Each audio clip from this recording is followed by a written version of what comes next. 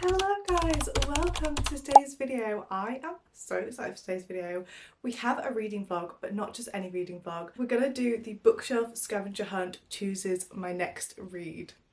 So exciting. I've seen a couple different people do this type of video, the main one being Ellen. I think one of her videos was actually the first one that I personally saw, so I will link her channel down below. But essentially what this is, in case you didn't know, I have a list of, I think it's 10 prompts altogether, and these prompts will basically lead me through different books on my bookshelf, on my TBR cart. I say bookshelf, I literally have a pile of books. But pile of books scavenger hunt doesn't quite have the ring to it as bookshelf scavenger hunt, so we're going to call it a bookshelf. But essentially I choose a book for each one of these prompts and they will eventually lead me to the book that we will be reading in this video together. I do have a couple of rules to this challenge as well. The first one being that I can pick any book for any of the prompts from either my TBR cart, so these are books that I haven't read yet, or the books behind me, which are all books that I have read. But of course the last book that I choose needs to be from my TBR cart because that's the book that we're going to be reading together. And also I can't pick the same book twice. So if I pick a book that is on my TBR cart for one of the early prompts, I then can't pick that book again for the final prompt. So if I pick it early on from my TBR cart, I won't be able to read it in this video. Does that make sense? I feel like it's more confusing to actually explain than it is to just kind of show you. So let's get straight into it. The first prompt that we have is take the last book you read and choose a book that has a same word in the title. Okay, so the last book that I read was actually The Crash by Freida McFadden. This was my most recent read. So we have two words to work with, which is the and crash.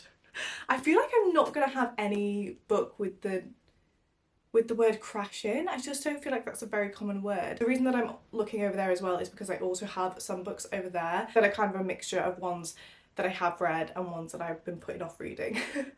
They just aren't on the TBR cart, so that's the reason that I'm looking over there, but I can't really see any. Have we got any on here? I feel like maybe the best word to go with is the, because I feel like that's a very generic one and I feel like a lot of books are actually going to have that as an option. I'm going to look, have a browse, see if I can find one with the word crash in. If not, we're going to choose something else.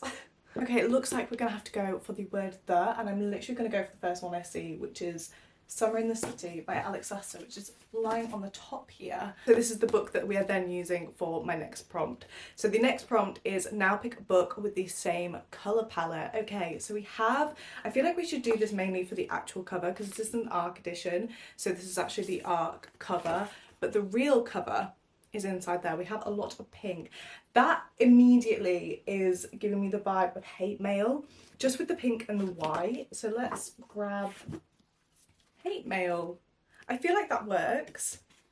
It's also romance, so it's kind of giving a similar vibe. I did kind of think that they would be more similar pink when I imagined hate mail in my head. But I'm looking at my cart and I don't really see anything that's that colour. So I think we're going to stick with hate mail just because that's the one that I originally thought of in my head when I saw this cover. So our next prompt, take the first letter of the author's last name and find a book written by an author that starts with the same letter. So the first letter of the author's last name. So we have Donna Marchetti, so M. So now I have to find a book where the first name of the author starts with M. Okay.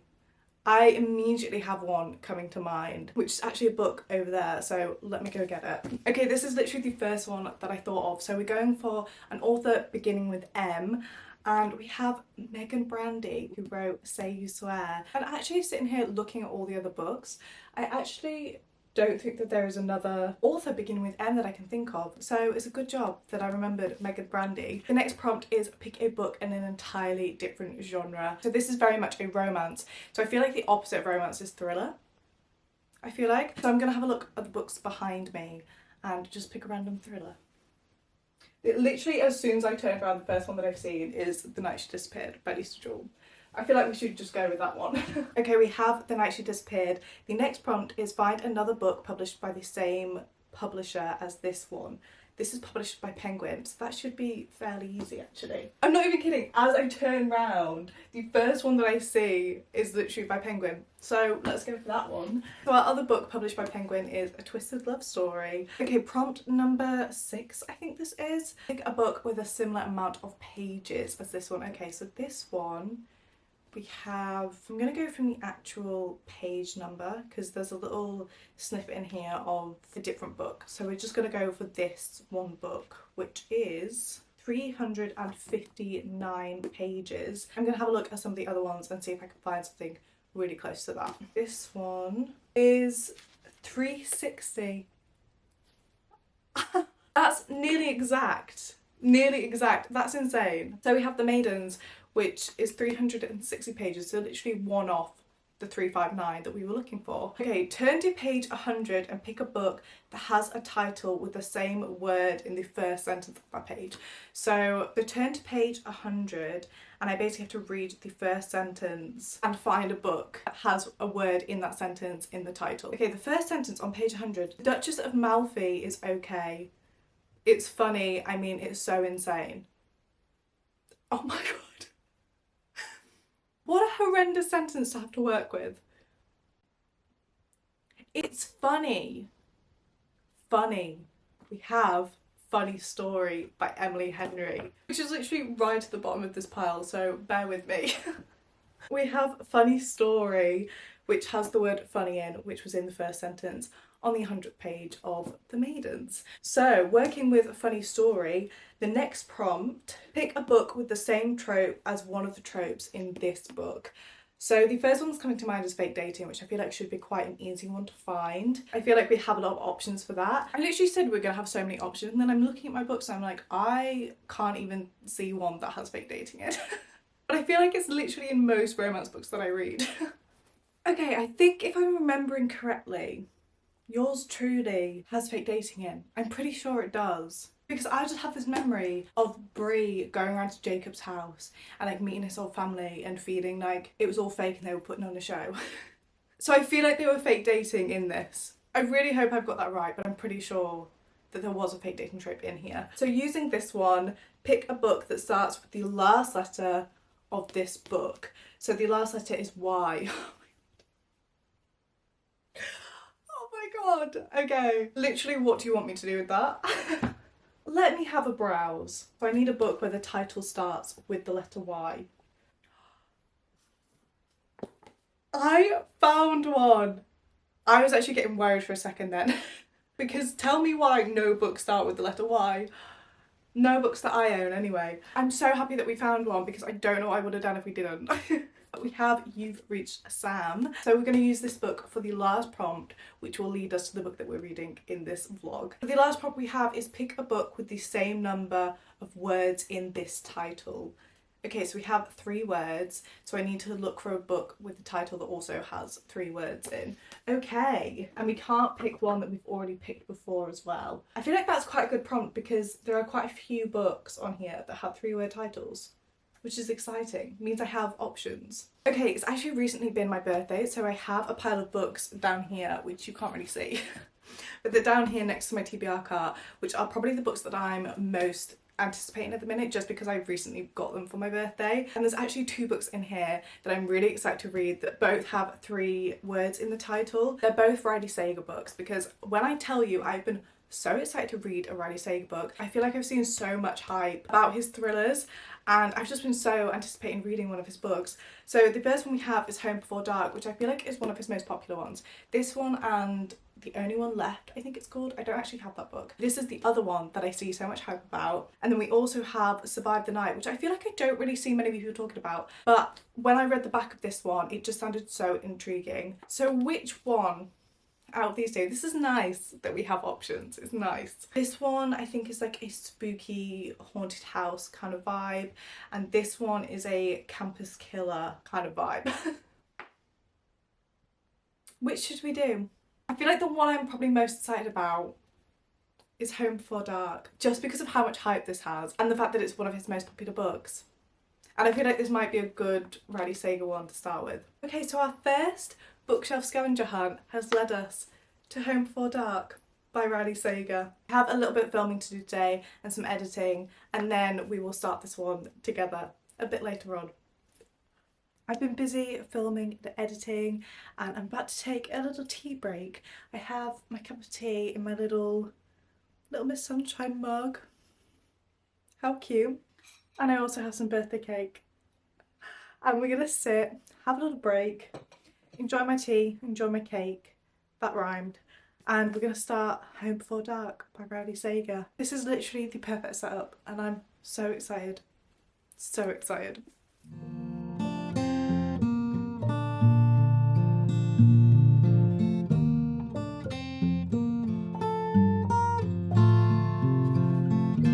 Oh, that's really cool. It's like a book within a book. That's really cool.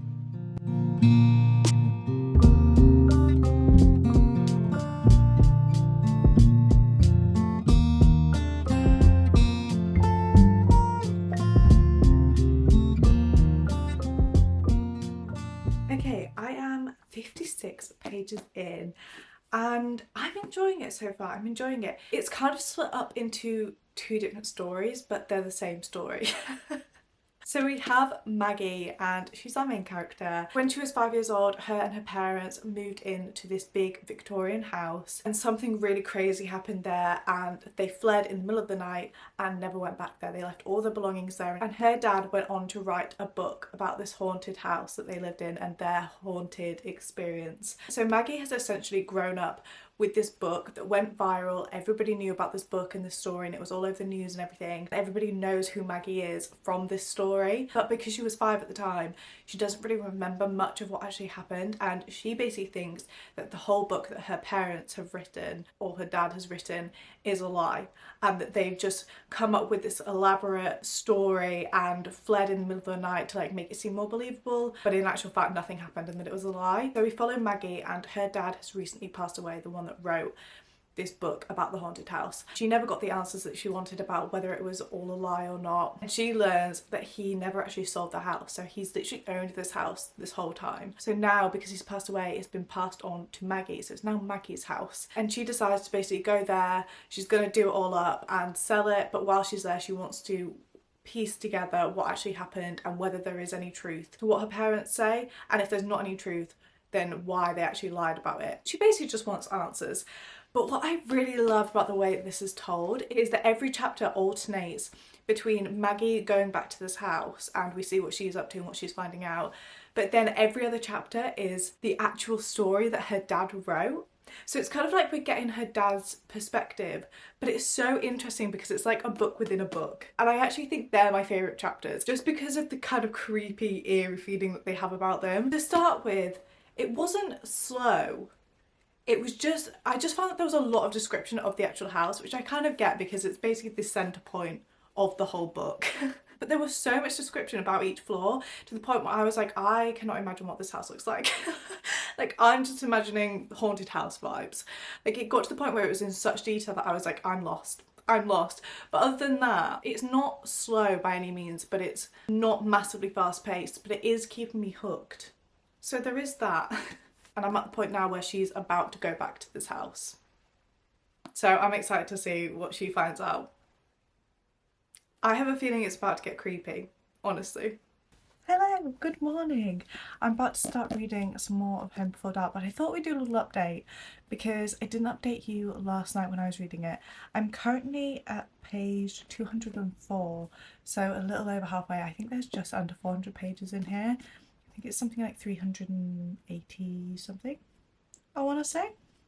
385 altogether. Thoughts so far, I'm actually really enjoying this. And to start with, I think I mentioned it before, it was a little bit slow, but I don't want to say slow.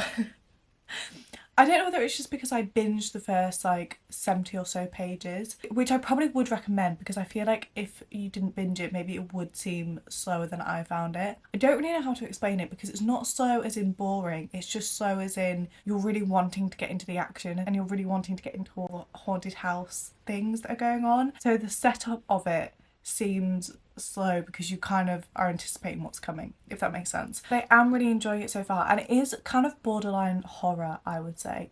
It's like thriller slash horror. It definitely has horror elements to it, especially with all the paranormal activity situation going on. It really reminds me of Haunting of Hill House. It really reminds me of that, has a similar vibe to it, and parts of it do kind of remind me of Insidious. but not as scary as Insidious. Just certain things that they're talking about, I'm like, that literally has the vibe of Insidious. But mainly Haunting of Hill House, it's literally like that. So if you really like that show, I think you would also really like this book. I am finding that with the two separate timelines, I am way preferring the story that the dad wrote to her present timeline, but I think that's just because more is happening in the story. Because she's gone back to the house and she's like trying to investigate how much of the story is actually true, less is happening in her timeline because it's a bit slower, but stuff is still happening, but it just feels a bit slower reading it than the story where we immediately have things happening in that storyline. I also think the vibe of the dad's story is a lot creepier, a lot more eerie at the minute anyway. I feel like that is going to change the further I get on into this. But there is still a lot of anticipation in her chapters in the present timeline because you're just waiting for things to kick off. But I'm really intrigued to see how this is sort of going to pan out as well, because I think this is my first kind of thriller / horror book that I've read. Like, this definitely to me has an edge of horror to it, and I feel like that's the first book that I've really read that's like that I can think of. Also, reading this last night in my room when I was on my own, next level. Next level. It literally got to the point where I was like, I have to stop reading this. I have to stop reading this. I have to put it down because it's just going to keep me up all night. And not necessarily in like an overly scared way, just in a what on earth is going on, and I'm going to stay up all night reading this. And also I do have a feeling that I'm just on edge. And a creepy kind of vibe, especially when a lot of this takes place in the little girl's room as well. And I'm like sat there in my room like, no, please no. I'm gonna read a bit this morning, try and get a bit further in, and I think I'll probably finish this today or tomorrow. Probably tomorrow actually, because I still have like 200 or so pages, so probably tomorrow. But I'm excited to find out how it's all gonna end and what's actually going on. It's definitely keeping me on the edge of my seat.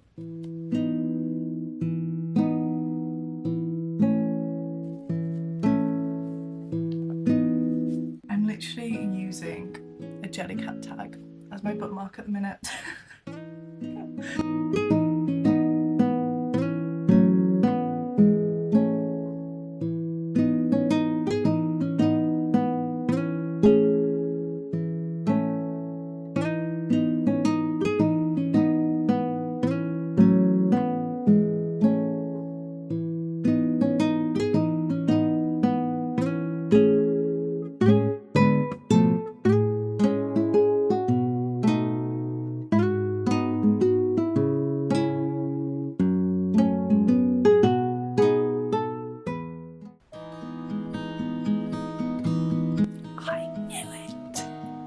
I knew it.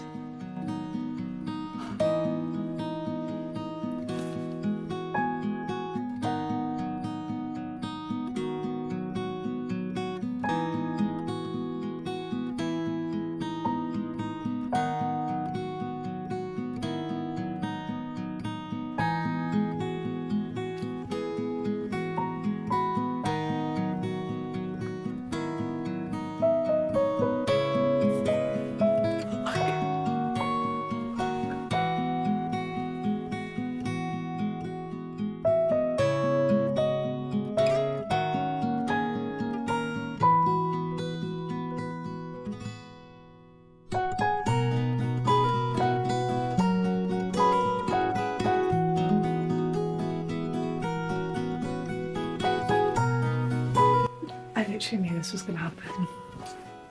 I literally knew it. Why am I so surprised?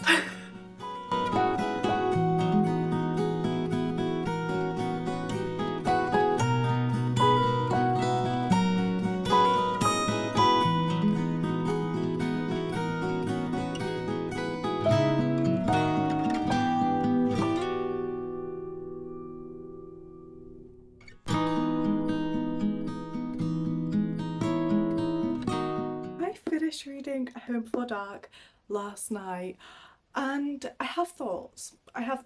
First of all, something about me is I love finding out why a book is named what the book is. I love it when you're reading the book and then you come to a part where the title just makes sense and you're like, that's why it's called that. Didn't get it with this book.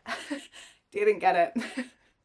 I'm still sat here wondering why it's called Home Before Dark. I mean, I can guess, I can make assumptions, but I just don't think that was the most obvious name to give it. I feel like there is a lot more obvious names to call this book. That's a minor thing, but just something that I definitely noticed, and something that when I picked this book up was thinking, I wonder why it's called that.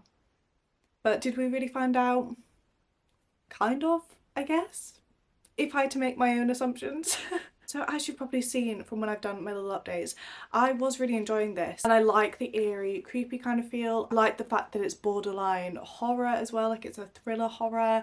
The thriller element is definitely there in here, and it definitely has that feeling that just keeps you on the edge of your seat and you just want to keep reading, but at the same time you're kind of creeped out. Definitely has that kind of vibe. I really liked the paranormal element to it as well. After having read this and knowing how it ends and everything, I'm kind of confused on how I feel about it. Like, the ending in some ways was a bit disappointing, in other ways it wasn't, so I just feel very, very confused about it. I can't really say much without spoiling anything, but some things that were revealed I was kind of disappointed by, and it is one of those where I did see almost every single twist coming. That didn't make me enjoy it any less, but it did kind of take away the shock factor of it. There were twists that I'd thought of that I kind of hoped would happen because I liked the idea of that. So I am kind of glad with how the twist went and everything. But there was something about the way that the ending was done that I was kind of disappointed with. So that means for rating, I really don't know where it fits. About reading this, I was thinking it was a 4-star read, but I think it's probably more of a 3.5. I'm not sure that this is one that I'm going to massively think about again. Well, I might do. I might do. It feels like a classic kind of horror thriller kind of story. Like I said before, it really has the feel of Haunting of Hill House. It has such a similar vibe to that. For rating, I'm trying to sit with it for a bit and see how I feel, but I think it probably is going to end up being a 3.5. When I'm editing this, I will put it on the screen, rating that I settled on, but I think it's probably a 3.5. It was nearly a 4, and like throughout the whole thing it was nearly a 4, but I think just based on the ending kind of brought it down a bit. So they're my thoughts overall. I really like Riley Sager's writing, which I'm really happy about because I got a couple other of his books for my birthday, so I'm really happy to find out that I actually really like the way he tells the story and his writing style. I'm actually really looking forward to reading those two as well, and the two that I have aren't necessarily like book talk popular ones, like they're ones that I haven't really seen talked about, so that'd be fun to read them at some point and see what they're like. But that actually brings us to the end of this video. Really hope you enjoyed watching. Hope you enjoyed the little bookshelf scavenger hunt. Let me know if you like this type of video and I will definitely do it again at some point. But thank you so much for watching today's video, and I will hopefully see you in my next one.